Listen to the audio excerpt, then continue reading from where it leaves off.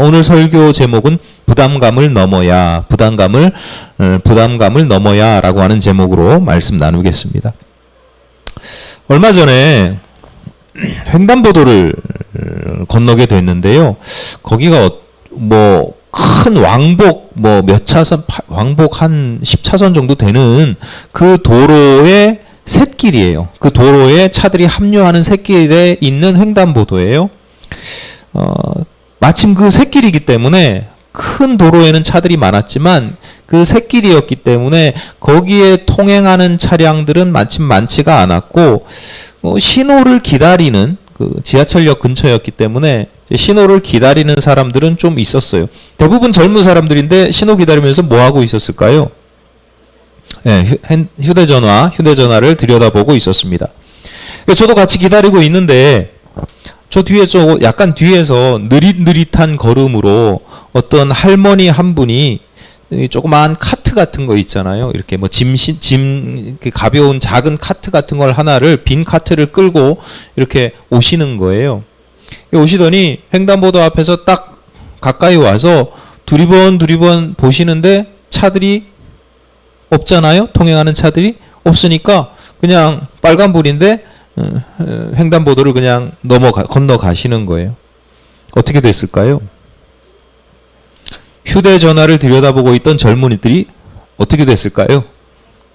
네, 같이 휴대전화 보고 있다가 어떤 할머니가 횡단보도를 건너니까 같이 건너가는 거예요. 그래서 두세 걸음을 가다가 그제서야 빨간불이구나 라고 하는 걸 알아차리고 다시 돌아오는 사람들이 절반이고, 한 절반 정도는 이제 어차피 건넜으니까 저 할머니도 건너니까 그냥 같이 우르르 할머니하고, 할머니보다 더 빨리, 혹시라도 빨간불이니까 차가 오면 안 되니까 빨리 건너는 모습을 저는 지켜보았습니다. 우리는 알게 모르게 누군가에게 영향을 받습니다. 내 판단과 내 의지대로 사는 것 같지만 사실은 누군가에게 이미 많이 물들어 있을 수도 있습니다.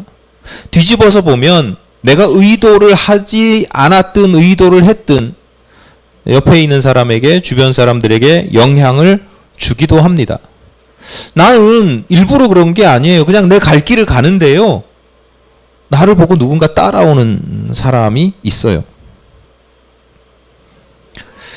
화려하고 논리적이고 대단한 웅변에만 우리가 영향을 받는 것도 아니고, 무단횡단하신 할머니처럼 어떤 행동, 어떤 사람이 보여주는 행동에만 영향을 받는 것도 아니고요. 심지어는 그냥 그 존재 그 자체로, 그 사람이 어떤 행동을 한 것도 아니고 존재, 그러니까 그냥 가만히 그 자리에 있는 그 자체로도 사람은 영향을 끼치기도 하고 영향을 받아요. 때로는 그런 이야기 있잖아요. 높은 산처럼 그냥 딱 그 자리를 지키고, 어떤 분이 그 자리를 지키고 있는 것만으로도 마음이 안전하고 평안하고 넉넉해지는 경우도 있고요. 큰 나무처럼 그냥 가만히 있는데, 주변에 그 사람은 그냥 가만히 아무런 행동도 하지 않는데 가만히 있는데 큰 나무처럼 주변에 그늘을 들이우는 것만으로도 그 밑에서 쉼을 얻는 사람들도 있단 말이죠. 그러니까 성도는, 우리가 성도라면, 성숙한 사람이라면 내가 끼치는 영향력이 얼마나 큰가 이런 것도 살펴야 하지만, 또 한편으로는 내가 끼치고 있는, 나는 가만히 있어도 어떤 사람에게는 영향력을 끼치니까요, 그 끼치는 영향력의 내용을 우리는 늘 살펴야 합니다. 흔히 말하는 선한 영향력, 내가 가지고 있는 영향력이 얼마나 크냐도 중요하지만 그 영향력이 선한 영향력이 되도록 노력해야 된다라는 거예요. 나는 그냥 높은 산처럼 그 자리를 지키는 것뿐인데 그것이 다른 사람들에게 덕이 돼야 되죠. 큰 나무처럼 주변에 들이우는 그늘이 다른 사람들에게 쉼이 되어야 하잖아요. 그런데 어떤 사람들은 큰 나무인데 자신만 햇볕을 다 차지하는 거죠. 다시 자신만 햇볕을 다 차지해서 그 아래에 있는 작은 생명들이 양분도 못 받고 자라지도 못하게 만드는 그런 이기적인 모습이 될 수도 있어요. 그래서 사람들이 이렇게 이야기하죠. 이렇게 생각합니다. 왜 굳이 저 자리를 끝까지 지키고 양보하지 않는지 이해되지 않는 그런 부덕한 모습이 되기도 합니다. 그냥 나는 가만히 있는데 어떤 사람들에게는 선한 덕이 되는 영향력이 되는가 하면 어떤 사람들에게는 왜 저기 꼰대처럼 저러고 자리를 지키고 있어서 다른 사람들은 어떻게 하지도 못하게 만드는 그런 부정적인 영향력이 되기도 한다 이 말입니다. 성경이나 역사 속에서 하나님께서 택하신 사람들, 하나님께서 주목하시는 사람들, 하나님께서 사용하시는 그런 인물들을 보면요, 사실은 영향력이 그렇게 크지 않는 경우가 많아요. 영향력을 크게 하느냐 작게 하느냐는 하나님의 몫이고요. 중요한 건 그런 사람들일수록 작은 일이라도 좁은 길이라도 적은 영향력이라도 선한 영향력을 끼치는 사람들이 많아요. 예수께서도 달란트의 비유를 들려주시면서 뭐라고 말씀하십니까? 네가 작은 일에 충성하였으므로.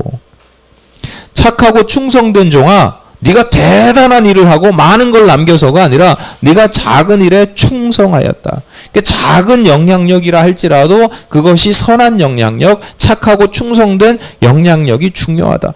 여러분, 여러분의 영향력이 선하시기를 바랍니다. 가만히 있어도 여러분이 무심코 하는 어떤 행동도 여러분이 무슨 말을 하면 내가 일부러 영향력을 끼치려고 하지 않아도 그 자체로 사람들에게 쉼이 되고 덕이 되고 힘이 되는, 그리고 무엇보다도 그리스도의 말씀을 드러내고 하나님의 영광이 나타나는 그런 복되고 선한 영향력을 발휘하는 여러분이 되시기를 바랍니다. 오늘 본문이 포함된 성경은 디모데전서입니다. 쉽게 말해서 디모데에게 보낸 첫 번째 편지입니다. 바울이 디모데에게 편지를 보냈는데 두 번을 보내요. 첫 번째 보낸 게 디모데전서입니다. 디모데전서 1장에서 이렇게 기록합니다. 믿음 안에서 참 아들 된 디모데에게 편지하노니. 이제 편지를 쓰면서 내가 누구에게 수신자를 쓰는 거예요. 우리 편지 쓰면 맨 앞에 사랑하는 누구에게 이런 거 쓰잖아요. 그런 것처럼 그 수신자를 쓰는데 믿음 안에서 참 아들 된 디모데 이렇게 표현을 합니다. 남자들 사이에서 이게 무슨 닭살 돋는 표현인가요? 바울은 디모데와 자신과의 관계를 아버지와 아들로 묘사를 하거든요. 그런데 바울은 싱글입니다. 아내도 없고 자식도 당연히 없습니다. 그러니까 바울에게 디모데는 진짜 아들이 아닙니다. 친아들이 아니에요. 그런데 믿음 안에서 어떤 아들이라고 그랬어요? 참 아들 됐다. 그러니까 디모데에게 너는 나에게 믿음 안에서 참 아들이야. 이 참 아들이라는 건 진짜 아들이야 이런 뜻이에요. 진정한 아들이야. 바울이 디모데를 인정한 것만은 분명합니다. 그런데 여러분, 누군가 여러분의 친아들이 아닌데, 친딸이 아닌데 여러분에게 아버지, 어머니, 너는 내 진짜 아들이야, 진짜 딸이야 그런 이야기를 들으면 어떨 것 같아요? 시어머니가 넌 진짜 내 딸이야 그러면 좋든 아니든 어떨 것 같아요? 부담이 없으세요? 나 진짜 아들처럼 해야 될 것 같지? 진짜 딸처럼 해야 될 것 같지 않으세요? 아니 그게 진심이든 그러니까 좋은 마음이든 좀 안 좋은 마음이든 부담스러운 건 사실이잖아요. 그러니까 디모데에게 바울이 참 아들 된 디모데에게 편지한다라고 했을 때 디모데에게 이게 얼마나 부담스러웠겠어요. 한 가지 더 고려해야 되는데 성경의 시대, 2000년 전 성경의 시대에는 종종 아버지와 아들의 관계로 자주 비유되던, 부자 관계로 자주 비유되던 관계가 있는데 스승과 제자 사이입니다. 실제로 바울과 디모데가 스승과 제자의 관계였거든요. 신앙적으로나 목회의 측면에서도 스승과 제자의 관계고, 오늘 우리가 읽었던 디모데전서 뭐 이런 것도 그 내용이 목회에 대한 가르침이라고 볼 수 있습니다. 스승이 제자에게 하는 내용이라고 볼 수 있어요. 그러니까 바울과 디모데는 그저 친밀한 아버지와 아들의 관계가 아니고 아버지와 아들의 관계로 비유된 스승과 제자의 관계라고 볼 수 있습니다. 고대 사회에서 지금은 교권이 많이 무너졌지만 고대 사회에서 스승과 제자 사이는 나름 엄격하거든요. 우리나라에서도 그랬잖아요. 스승님 뭐도 밟지 마요. 그림자도 밟지 말아요. 그러니까 그림자 밟으면 어때요? 그런데 그 나름의 권위를 인정해주고 군사부 일체 이렇게 이야기하잖아요. 임금과 스승과 아버지는 하나다. 또 그렇게 이야기를 하잖아요. 그러니까 나름 엄격한 관계일 수 있어요. 그러니까 디모데에게 바울은 그냥 마냥 아빠 같은 존재는 아니라는 거죠. 나를 참 아들로 여기는 아버지, 그리고 나에게 아주 대단한 스승님이에요. 게다가 디모데는요, 바울의 후임자예요. 바울이 에베소 교회를 급하게 떠나면서 도망가야 되거든요. 핍박을 피해서. 그러면서 디모데에게 목회를 맡겼어요. 그러니까 바울이 초대 담임 목사라면 디모데는 2대 후임 담임자, 담임 목사예요. 그러니까 바울이 개척하고 세워놓은 그가 얼마나 애정이 들어가 있겠어요. 그 개척하고 세워놓은 에베소 교회 공동체를 디모데는 잘 이어받아서 잘 양육할 책임 의무가 있습니다. 근데 디모데에게 그러니까 이 바울은 전임자이지요, 스승님이지요, 아버지입니다. 그러니까 참 좋은 분이기도 하지만, 위대한 분이기도 하지만 무척 어려운 분일 수 있어요. 그럼 바울이 디모데에게 편지를 썼습니다. 편지의 내용이 그냥 안부를 묻는 게 아니에요. 디모데 전후서만이 아니에요. 바울이 쓴 서신서 편지들이, 교회나 개인에게 보낸 편지들이 오늘날 남아있는 신약 성경의 상당수인데요. 그 대부분의 편지들이 다 마찬가지입니다. 늘 말씀드리지만 성경의 시대에 편지를 쓰고 그것을 전달하는 것은요, 굉장히 힘들고 비용도 어마어마하게 드는 일이에요. 지금처럼 종이나 펜이 흔한 것도 아니고요. 우체부가 뭐 있었던 시절도 아니에요. 가죽에다가, 양피지 가죽에다가 직접 써야 되는데 글 아는 사람이 인구의 1%도 안 되던 시절이었고요. 그러니까 뭐 하여튼 굉장히 어려워요. 그러니까 인편으로 편지를 보내야 되고, 그러니까 비용이 어마어마하게 들어가니까 이게 그냥 장난삼아 취미 삼아서 무난 안부 정도를 물을 수 있는 상황이 아니에요. 잘 지냈지, 보고 싶어, 이런 거 절대 안 돼요. 그 돈을 들여서요. 그럼에도 불구하고 이 편지를 그 당시에 썼다, 보냈다라고 하는 건 그 교회에, 그리고 그 개인 또는 그 개인에게 매우 중요한 일이 있었기 때문인데, 중요한 일이라고 하는 건 대부분 부정적인 일입니다. 그러니까 교회에 문제가 있기 때문에 이런 문제에 대한 소식을 내가 전해 들었다. 거기에 대해서 내가 편지를 한다. 이런 거예요. 디모데서도 마찬가지입니다. 디모데가 목회하는 에베소 교회 또는 에베소 교회를 목회하는 디모데에게 문제가 있었어요. 엄밀하게 말하자면 문제라기보다는 어려움이죠. 어려움. 여러 가지 어려움들이 있었는데, 부족함이 있었는데, 이게 애정이 너무 많은 바울에게는 이 어려움이나 부족함이 이제 문제처럼 여겨지는 거죠. 디모데전서 3장 13절에서 14절입니다. 내가 속히 네게 가기를 바라나 이것을 네게 쓰는 것은 만일 내가 지체하면 너로 하여금 하나님의 집에서 어떻게 행하여야 할지를 알게 하려 함이니 이 집은 살아계신 하나님의 교회요 진리의 기둥과 터니라. 그러니까 바울은요, 그 이야기를 듣고 내가 에베소 교회를 가야 되겠다. 빨리 가서 어떤 문제들을 다 수습하고 정리를 하고 해야 되겠다라는 생각이 들어서 빨리 가고 싶은데, 현실적으로 요즘처럼 뭐 KTX 타고 비행기 타고 자동차 운전해서 갈 수 있는 시절이 아니거든요. 그러니까 내가 빨리 못 갈 것 같아서 어쩔 수 없이 급하게나마 편지라도 먼저 써서 보내는 건데,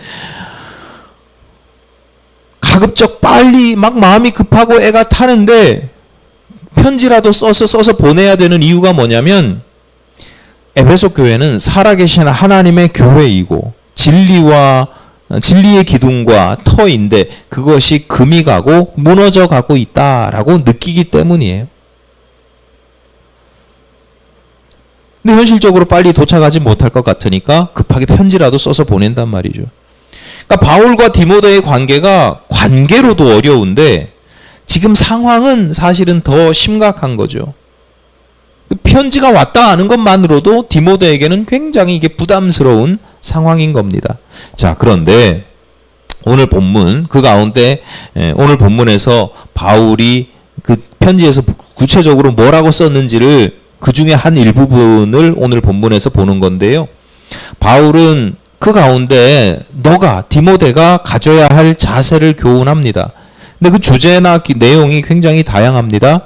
연소함을, 그러니까 어린 모습을 보고 성도들이나 주변 사람들이 업신여기지 못하게 하고 언행심사가 믿는 자들에게 본이 되게 하며 읽고 권하고 가르치는 사역에 전념해라. 내가 갈 때까지 열심히 해라. 게으르지 말고 열심히 해라. 사명을 가볍게 여기지 말고 전심전력하며 성숙함을 보이라. 이렇게 이야기를 합니다. 항상 자신과 사역을 살펴보고 돌아볼 뿐만 아니라 중도에 포기하지 말고 끝까지 계속해라. 끝까지 감당해라. 바울도 디모데라고 지금 뭐 안 힘들어요? 힘들어 죽겠는데 끝까지 해야 돼. 이렇게 막 더 압박을 하는 거예요. 관계 부담스럽죠. 상황은 더욱 부담스럽죠. 그런데 그 가운데 네가 해야 될 일을 가르쳐 주는데 그 내용은 여러분이 만약에 디모데라면 이거 안 부담스럽겠어요? 이게 엄청 부담스러운 말씀이에요. 상황도 부담스럽지만 그러니까 너가 지금 이걸 해야 돼라고 이게 요구하는 권면하는 그 내용이 굉장히 부담스럽습니다. 두 가지만 이유를 들어보면 첫째는 디모데를 향한 바울의 요구에는요. 끝이 없어요. 제가 만약에 제가 디모데 입장에서 이 편지를 받으면 숨을 못 쉴 것 같아요. 왜냐하면 요구가 끝이 없어요. 제가 어제 뭐 이렇게 지방에서 일이 있어서 무슨 이제 자격 심사 같은 걸 하는데 이제 막 목회를 시작하는 1년급 전도사님을 지방에서 이제 자격 심사를 하게 돼 있어요. 이렇게 심사를 하는데 여러분들이 묻고 질문하고 뭐 사역에 대해서 이렇게 얘기하는데 나중에 제가 뭐라고 했냐면 다른 분들이 다 뭐 열심히 하고 지금 열심히 설교 안 해도 열심히 대부분 큰 교회에 소속된 전도사님들이기 때문에 설교를 잘 할 일이 없거든요. 그러니까 뭐 열심히 설교를 하든지 뭐 준비를 하든지 나중에 설교 잘할 수 있도록 뭐 경험이나 지식이나 이렇게 많이 쌓아 놓으라고 뭐 그런 얘기들을 막 하시는데 제가 뭐라고 그랬냐면 취미생활을 하나 가지십시오. 숨구멍을 하나 가지고 있어야 됩니다. 제가 그렇게 이야기를 했어요. 바울이랑 저랑 성향이 달라요. 바울은요. 전념하랍니다. 전념. 전심전력하라. 원어적인 의미는 마음을 쏟아라. 숙고하고 도모하라. 이런 뜻이에요. 이게 왜 부담스럽냐면 이게 직역이든 의역이든 전심하고 전력하고 계속하라는 건요. 끝이 있는 일이 아니에요. 어디까지 하라. 얼만큼 하라. 이러면 좋은데 전심전력하라. 마음을 어디까지 쏟아야 돼요? 얼마만큼 숙고해야 돼요? 여러분 최고가 되는 것하고 최선을 다하는 것하고 뭐가 더 어려우세요? 어떤 사람에게는 최고가 되는 게 어려워요. 어떤 사람에게는. 왜냐하면 10명 중에 최고가 되려면 9명을 제껴야 되고요. 그것까지 괜찮아. 100명 중에 최고가 되려면 99명을 제껴야 되고요. 10,000명 중에 최고가 되려면 9,999명을 제껴야 됩니다. 근데 어떤 사람에게는요. 최선이 더 어려워요. 아니 10,000명 중에 1명이라도 1명은 있잖아요. 여러분 로또 복권 그 어려운 확률에도 매주마다 당첨되는 사람들이 몇 명씩 있잖아요. 확률이란 건 그런 거예요. 최고라는 건 그런 거예요. 퍼센테이지는 작아도요, 꼭 누군가는 있어요. 그런데 최선이라는 건요, 10,000명, 10만 명, 100만 명을 모아놔도 최선을 다하는 사람이 한 명도 없을 수도 있어요. 최선이 어디까지인데? 저 같은 경우는 최선이 더 어려워요. 최고가 되려면 내가 몇 명 중에 최고가 되겠다. 뭐 할 수 있어요. 그런데 최선을 다하는 거? 저는 하나님이 저 앞에 야, 너 이게 최선이야? 라고 질문하면 그렇습니다. 라고 대답을 절대 못할 것 같은데요. 제가 게을러서 그래요. 대충 해서 그렇긴 하지만 어쨌거나 최선? 어쩌다 한 번은 최선을 다할 수 있죠. 그런데 신앙생활이나 목회라는 게 어쩌다 한 번 하는 게 아니잖아요. 오늘 잘 믿고 오늘 잘 목회하고 내일은 대충 해도 되는 게 아니거든요. 신앙생활이나 목회라고 하는 건 그냥 평생 끊임없이 꾸준히 그냥 계속 해야 되는 건데 그 가운데 최선은 도대체 그 매 순간순간마다 어떻게 최선을 다할 수 있냐고요. 어디까지가 최선이냐고요. 그런데 바울은 그 최선을 요구해요. 아직 연소한 디모데에게. 아직 젊은, 이제 목회를 막 시작한 지 얼마 안 되는 디모데에게 너 최선을 다해야 돼. 저 같으면 숨이 막힐 것 같아요. 바울의 교훈이 부담스러운 또 한 가지 이유가 있습니다. 영향력을 요구합니다. 선한 영향력을 요구해요. 바울이 너 내가 갈 건데 다시 만날 때까지 읽는 것과 권하는 것과 가르치는 것 사역에 전념해라. 이거 할 수 있어요. 힘들어도 디모데가 하면 되는 거잖아요. 힘들어도 그냥 하면 되는 거예요. 사명자로 안수받을 때 예언을 통하여 받은 것을 가볍게 여기지 말라. 디모데가 하는 일이잖아요. 무겁게 여기면 돼요. 전심전력하는 것도 디모데가 혼자 하는 일이니까 내가 하면 되니까 전심전력하면 돼요. 그런데 12절 전반부를 보세요. 누구든지 내 연소함을 업신여기지 못하게 하고 나는 성숙한 모습을 보이면 된다고 하지만 그 누군가가 내가 아무리 성숙한 모습을 보여도 전 나이도 아직 젊어가지고 어려서 뭐 옛날에 그런 얘기들 하다가 혼나시는 성도님들 많이 봤거든요. 어린 목회자 뭐 이런 표현을 쓰다가 어르신 목사님들한테 혼나시는 것들 전 많이 봤어요.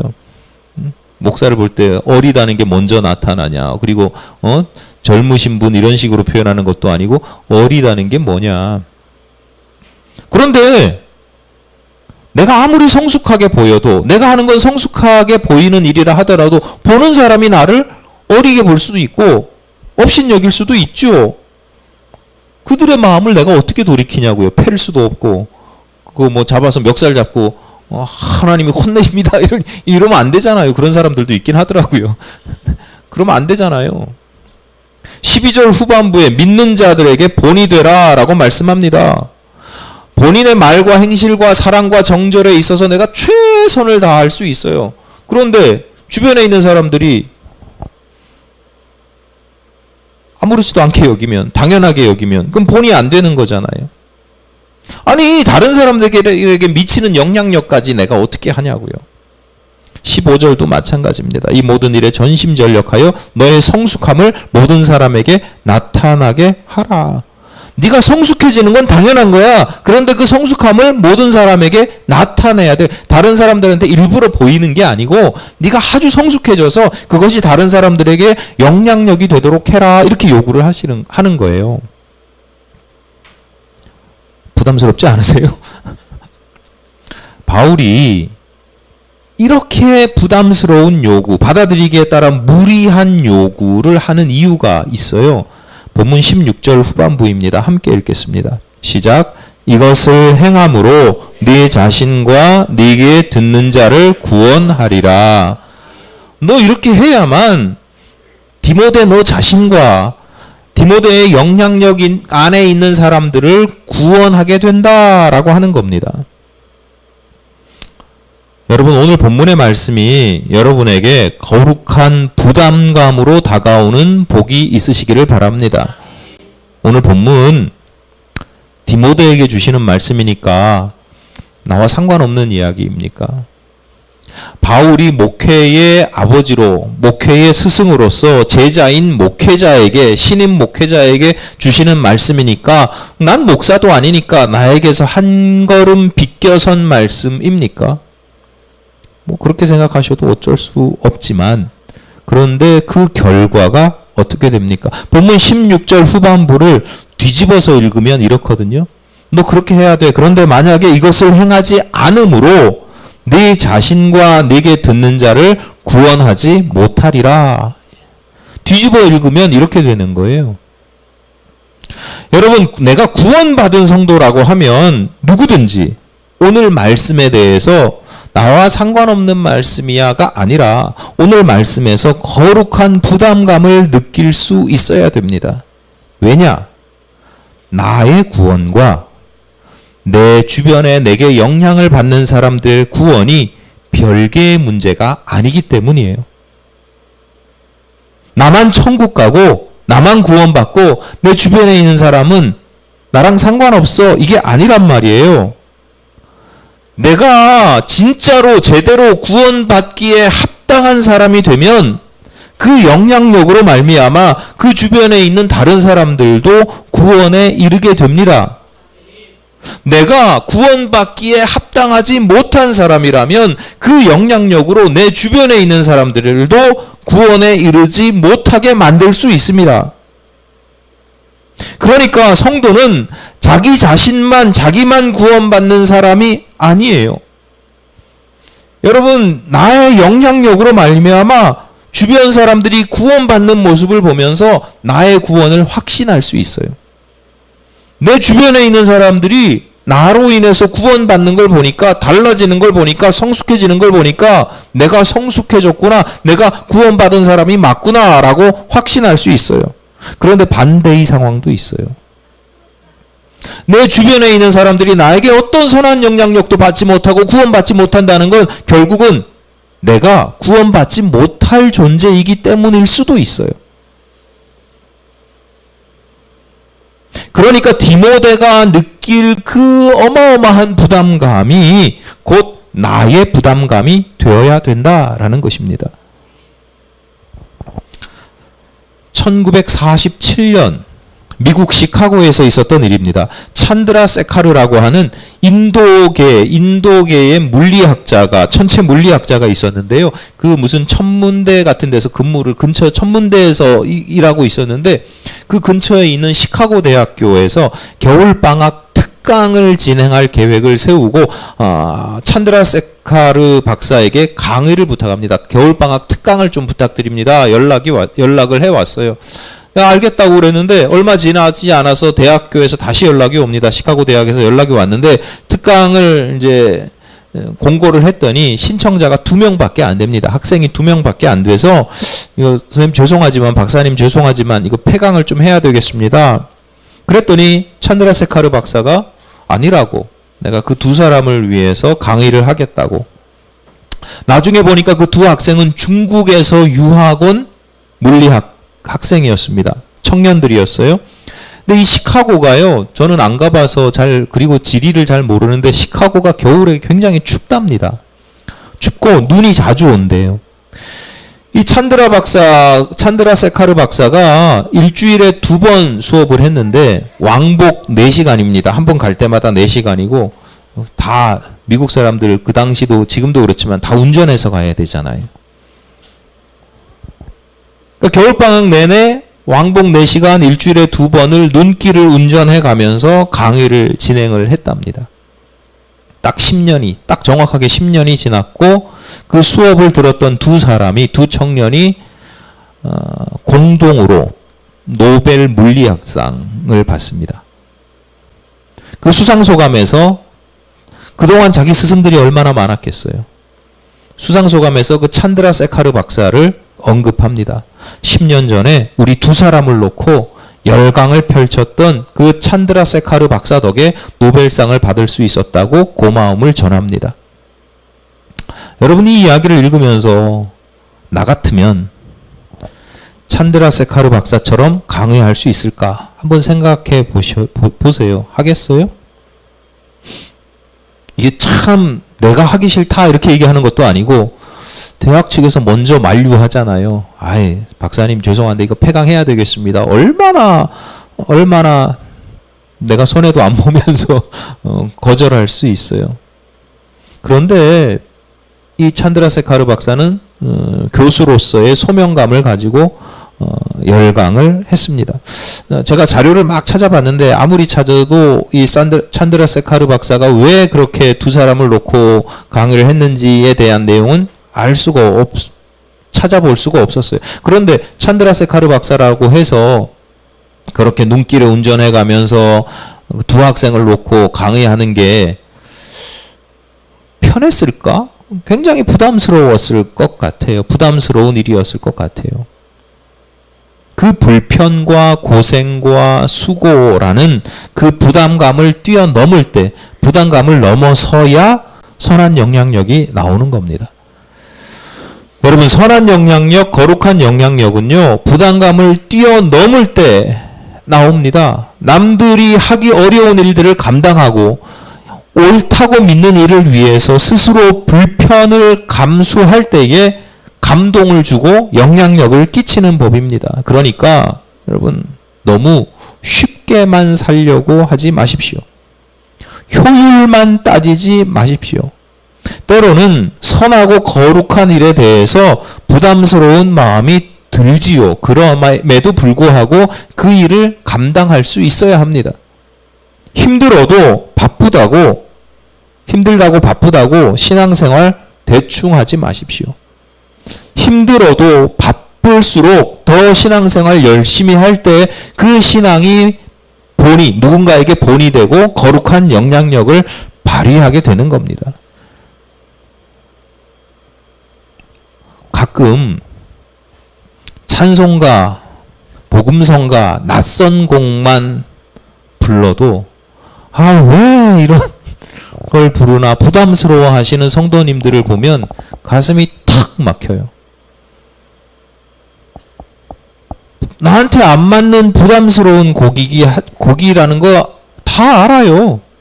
그런데 그럼에도 불구하고 부담스러워도 이 곡을 찬송하면서 그 곡에 있는 내용을 내가 고백하려고 하는 자세가 아니라 요즘 젊은 사람들이 부르는 노래를 왜 해야 돼? 그런 걸 딱 전도사 때부터 이렇게 들으면 숨이 팍팍 막히는 것 같아.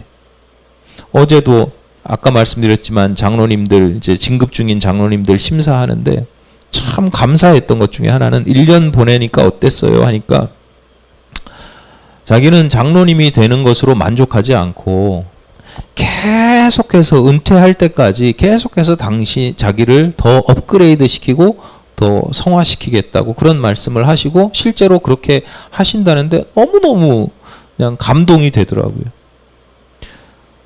계속해서 나에게 오는 부담감들을 계속해서 극복하고 이기려고 하지, 내가 이제 높은 자리에 있으니까 내가 판단하고 이거는 치워 저거는 판단하고 뭐 이러는 게 아닌 거죠. 여러분, 우리를 짓누르는 부담감은요, 죽을 때까지 옵니다. 그 부담감이 있어요. 있음에도 불구하고 그 자신의 신앙의 한계를 뛰어넘으시기를 바랍니다. 그것이 여러분의 믿음이 되고 그것이 여러분의 영향력이 되는 것입니다. 지난 연말에 체육관에서, 제가 배드민턴 체육관에서 운동을 하는데 낯선 분이 있더라고요. 게임을 같이 하면서 이제 배드민턴 게임을 하면 점수를 세거든요. 점수를 자꾸 잊어버리니까 새도 헷갈려가지고 점수 가지고 싸워요. 아까 16점이라고 그랬지 않았냐? 아니다, 18점이다. 막 가지고 헷갈려요. 점수를 세는데 이분이 이제 보통 점수를 영어로 세거든요. 뭐 2, 3 뭐 이런 식으로 영어로 세는데 발음이 남다르더라고요. 발음이 아주 좋더라고요. 영어 선생님인가 싶을 정도로. 아니나 다를까 게임이 끝나고 이제 이야기를 해보니까 미국에서 오셨대요. 미국 산호세에서 살고 계신데 한 3주 정도 이제 우리나라에 쉬러 오셨다는 거예요. 뭐 어차피 왔다 가실 분이니까 실력이 좀 안 맞아도 섬기는 마음으로 열심히 게임을 해드렸어요. 3주 중에 2주를 같이 게임을 해드렸어요. 마지막 1주는 제가 바빠가지고 잘 못 가가지고. 그런데 그 2주 정도, 한 주에 한 두세 번 정도 같이 이제 또 다른 사람들은 또 안 쳐주니까 제가 자주 쳐드리고, 이제 그분 오시면 같이 운동하시는 분이, 김 목사님 쳐드리라고. 그래서 좀 쳐드렸어요. 근데 제가 깜짝 놀랐던 게 뭐냐면, 저도 게임을 하면서 점수를 체크하면서, 제가 이제 체크를 할 때가 있잖아요. 몇 대 몇입니다. 3, 4 이렇게 얘기할 때가 있잖아요. 저도 모르게 혀를 굴리고 있더라고요. 그러니까 그분이 본토 발음으로 계속 하니까 제가 그걸 따라 해야지라는 생각을 전혀 안 했는데, 저도 모르게 3, 4 저도 모르게 하는 제 모습을 보면서 깜짝 놀랐어요. 영향을 받은 거예요. 영향을. 근데 왜 제가 영향을 받냐면, 그분의 발음이 바르기 때문에. 그분이 틀린 발음을 하면 영향을 안 받죠. 근데 그분의 발음이 바르기 때문에, 정확하기 때문에, 옳기 때문입니다. 여러분, 우리가 신앙생활 제대로 하잖아요. 바르게 하잖아요. 옳게 하잖아요. 다른 사람에게 이래라 저래라 할 필요가 없습니다. 그게 영향력입니다.